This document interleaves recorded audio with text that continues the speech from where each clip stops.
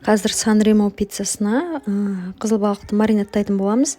Негізі дайын копченый түрін қолдансаңыздар да болады. 1 чай қасық толы тұз, сосын орегано, кішкене кориандр, шымшым и қара бұрыш. Кориандрды көп салмаймыз, алдында да айттым. Және кішкене 2 тісше немесе 1 үлкен тісше сарымсақ, сосын міндетті түрде толы 1 чай қасық паприка. Сосын сұйық майды құю себебі пісірген кезде май құйып пісірмейсіздер. Духовкаға бірден саласыздар. Сосын міндетті түрде лимон сығындысы. Лимонды шырын 1 ас қасықтай жетеді. Балық пісіргенде жалпы лимонды осылай сығып қойсаңыздар, балықта ерекше жақсы дәмі болады. Жақсылап араластырып 30 минутқа маринад сіңгенше қойып қоямыз. Бұл балықтың стейк түрі, яғни 2 пиццаға жетеді. Міне осылай духовкаға 15-20 минут пісіріп аламыз. Бұл жерде біз қонаққа дайындағандықтан көбірек қылып пісірдік. Просто сіздерге мен маринадын бірақ стейк түрінен көрсеттім.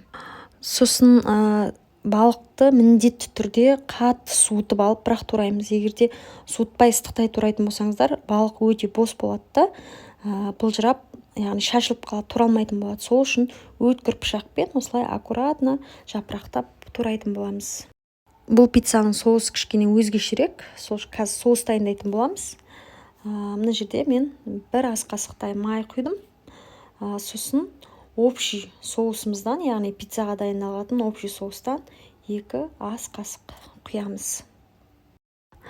Міне осылай қуырылып, шыжылдай бастаған кезде 200 немесе 150 грамм сливки құямыз. Яғни сіз жасап жатқан пиццаңыздың көлеміне байланысты құясыз. Бұл жерде біз 2 пиццаға дайындап жатқандықтан 200 грамм, яғни 33% сливки құйдық. Ақырын отта осылай лопатканың көмегімен араластырып қуырып тұрамыз. Қатты отта нетпеңіздер, себебі бұл бізде қойылып қалмау керек. Міне осылай 1-2-3 минут қана қуырып аламыз. Болды. Бізде уже соусымыз дайын. Қараңыздар, қатты қойылып қалмау керек. Орташа осылай болады. Міне осылай соусымызды қамырымызға жағып шығамыз. Қамырдың қалай үйленуін көрсеттім. Енді жақсылап жеткілікті етіп ірімшігін саламыз. Ірімшігін неғұрлым көп салсаңыздар, соғұрлым пиццаларыңыз дәмді болып шығады. 1 пиццаға негізі 300-ден 400 граммға дейін сыр кетеді. Ең аз дегенде 200 грамм. Енді балықтарымызды жаймалап үстіне қойып шығамыз. Бұл пиццаға кәдімгі дайын, ысталған, копченый осы қызыл балықтың түрін маринадтамай-ақ, пісірмей-ақ қолдануларыңызға болады. Және бұл пиццаға креветки де салуға болады, егер қаласаңыздар. Бірақ біз креветки салмадық, тек қана балықпен пісірдік. Әдеттегідей пешімізді алдын ала 30 минут бұрын қыздырып, 5-тен 8 минут немесе 7 минутқа дейін пісіріп аламыз.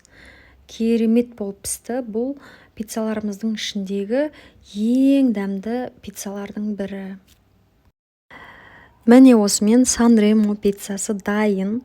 Ең дәмді пиццалардың бірі. Міндетті түрде жасап көріңіздер.